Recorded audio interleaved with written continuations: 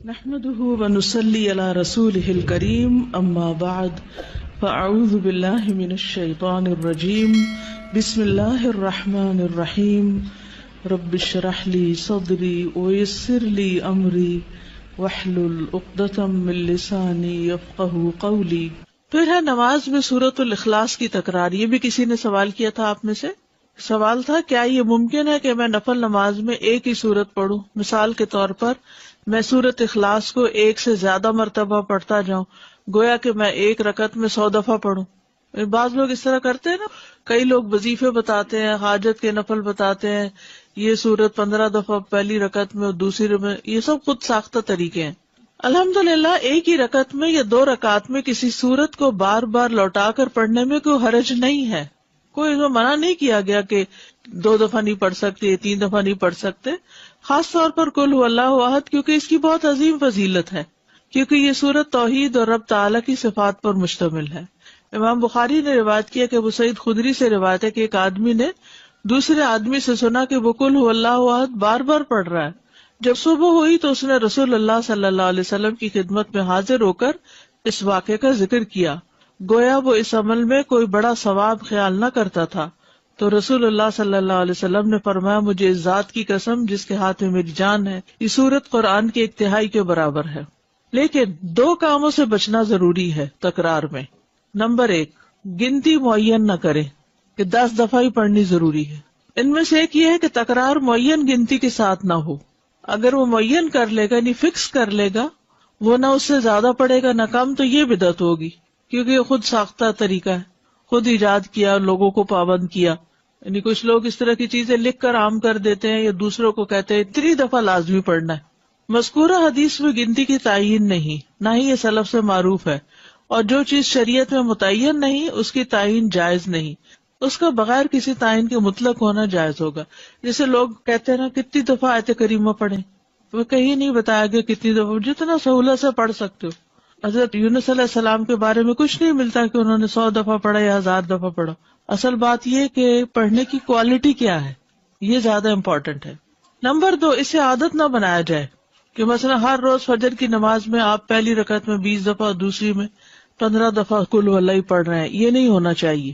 انسان جب بھی رات کو قیام کرے تو ایک سورت کے بار بار پڑھنے کو عادت نہ بنا لے، کہ آپ دیکھیں کہ کوئی شخص ہر رات ایک ہی سورت پڑھتا ہے اور اسے تبدیل نہیں کرتا، یہ بھی مشروع نہیں، نہ سلف صالحین کے عمل میں سے ہے۔ بس جب وہ اس کام کو کرنا چاہے تو کبھی کبھار ہی کرے، اس پر دوام نہ کرے۔ اس کو چاہیے کہ سنت کے عمل کو اور اس کام کو عادت بنائے جس پر پہلے لوگ عمل کیا کرتے تھے۔ وہ ہر رکعت میں سورۃ الفاتحہ کے ساتھ کوئی ایک سورت پڑھے یا کسی سورت کا کچھ حصہ پڑھے، اور تکرار کرنا جو ہے وہ کچھ افضل نہیں ہے، اگرچہ پڑھنے میں کوئی حرج نہیں، لیکن اس میں کوئی ایسا نہیں کہ یہ زیادہ ثواب کا کام ہے۔ اوکے، کیونکہ آپ نے اسی کی فضیلت بتائی نا کہ وہ تو 1 تہائی قرآن کے برابر ہے، تو سورت کو معمولی کیوں سمجھتے ہو؟ اور تکرار سے منع نہیں کیا تھا، لیکن تکرار فکس کرنا جو ہے اپنے پاس سے وہ ٹھیک نہیں۔ سورہ ملک ہم عشاء کے آخری 2 رکعت میں پڑھ سکتے ہیں؟ جی پڑھ سکتے ہیں، چاہے فرضوں میں پڑھیں چاہے نفلوں میں پڑھیں، تو وہ اس کی تلاوت کا وہ حق ادا ہو جائے گا انشاءاللہ۔ لیکن اس کو لازم اس وقت پابند نہ کر لیں اپنے آپ کو، کبھی اس میں پڑھیں کبھی نہ بھی پڑھیں۔ ابھی ہم نے پڑھا تھا کہ حضرت عثمان رضی اللہ عنہ نے رکوع کے پہلے پڑھنی شروع کی تاکہ جو ہے ان کو رکعت مل جائے لوگوں کو، تو اس صورت میں سورہ فاتحہ تو مس ہو گئی، تو پھر ہمیں رکعت ریوائز کرنی پڑے گی، ریپیٹ کرنی پڑے گی؟ نہیں، جب وہ آئے گا لمبا ہو جائے گا نا، جیسے 1 رکعت ویسے تو چھوٹی ہو جاتی ہے، لیکن اگر قنوت پڑھنی شروع کی تو لمبی ہو گئی رکعت، جی، تو وہ پھر سورۃ فاتحہ آ کے پڑھ لے گا اپنی، کیونکہ رکعت لمبی ہو گئی ہے نا۔ اچھا، وہ خود سے پڑھ لیں گے؟ خود سے پڑھ لے گا نا، ٹھیک ہے۔ امام کی اگر مس بھی ہو جائے اور انسان خود سے پڑھ لے تو نماز ہو جائے گی۔ ساتھ میرا یہ سوال کہ جیسے 30ویں سپارے کی جب صورتیں بڑی یاد کرنے لگتے ہیں تو پھر اسپیشلی جیسے سورہ اخلاص جیسی صورت ہے تو وہ ہم لوگ کم پڑھنے کی وہ کرتے ہیں، تو میرا یہ تھا کہ جب میں نے بخاری کے اندر اس کی فضیلت پڑھی سورہ اخلاص کی تو اس کے بعد میں نے اپنی ہر نماز کے اندر اس کو شامل کر لیا، کسی بھی ایک رکعت میں میں پڑھتی تھی یا پھر آخری رکعت میں اس کو رکھ لیا، تو یہ صحیح ہے ایسا کرنا یا نہیں؟ جی دیکھیے، مسنون ہے، فجر کی 2 سنتوں کی دوسری رکعت میں اس کا پڑھنا مسنون ہے، مغرب کی 2 سنتوں میں دوسری رکعت میں پڑھنا مسنون ہے، اسی طرح ظہر کی سنتوں میں بھی آپ 2 سنتوں کے آخری رکعت میں اس کو پڑھ لیں. سنت کی دوسری رکعت میں اس کو پڑھنا جو ہے وہ تو سنت سے بھی ثابت ہے، حتیٰ کہ وتر کے بھی آخری رکعت میں. دیکھتے ہیں کہ قبولیت دعا کے اسباب کیا ہیں. فصل پنجم. بعض لوگوں کی دعا بسا اوقات بہت جلد قبول ہو جاتی کیونکہ وہ سخت ضرورت مند ہوتے ہیں. ضرورت ان کے اندر اضطرابی کیفیت پیدا کر دیتی، ہلچل مچا دیتی. اگر آپ کے اندر ہلچل ہے تو آپ دوسروں کے اندر بھی مچا دیں گے. جو دعا مانگنے والا تھا نا، اس کے اندر ہلچل تھی اور اس نے اتنی شدت سے دعا مانگی کہ آسمانوں میں کھلبلی مچ گئی اور وہاں سے فرشتہ آ گیا. اور کامل اضطراب کے ساتھ وہ اللہ تعالیٰ کی جناب میں متوجہ ہو جاتے ہیں. یا یہ کہ دعا کرنے سے پیشتر دعا کرنے والے سے کوئی بڑی نیکی وجود میں آ چکی ہوتی ہے. یہ جو پہلی بات ہے نا اضطراب کی، تو اس کے بارے میں قرآن پاک میں بھی آتا ہے نا، اَمَّن يُجِيبُ الْمُضْطَرَّ اِذَا دَعَاهُ وَيَكْشِفُ السُّوءَ. تو جو مضطر ہوتا ہے نا، بے قرار ہوتا ہے، بے چین ہوتا ہے، اور اس بے قراری میں اپنے رب کو پکارتا ہے، لوگوں کو نہیں، اپنے رب کو پکارتا ہے اور تڑپ تڑپ کے پکارتا ہے، رو رو کے پکارتا ہے، تو رب سنتا ہے. اور اگر یقین نہیں تو اللہ تعالیٰ پوچھتے ہیں اَمَّن يُجِيبُ الْمُضْطَرَّ، یا کون ہے پھر وہ جو مضطر کی دعا سنے، بے قرار کی دعا سنے، بے قرار کو جواب دے. کوئی انسان ایسا نہیں کر سکتا، کوئی اور مخلوق نہیں کر سکتی. وَيَكْشِفُ السُّوءَ، اور دور کر دے تکلیف کو. تو یہاں پر نمبر 1 لکھ کے نا اضطراب لکھ لیں تاکہ آپ کو یاد رہے کہ دعا کی قبولیت کے لیے مجھے اپنے اندر اضطراب پیدا کرنا ہے. علامہ اقبال نے بھی اس کی دعا مانگی تھی نا آپ کے لیے. کیا؟ خدا تجھے کسی طوفان سے آشنا کر دے کہ تیرے بحر کی موجوں میں اضطراب نہیں. اب اتنے سکون میں ٹھنڈے ہیں.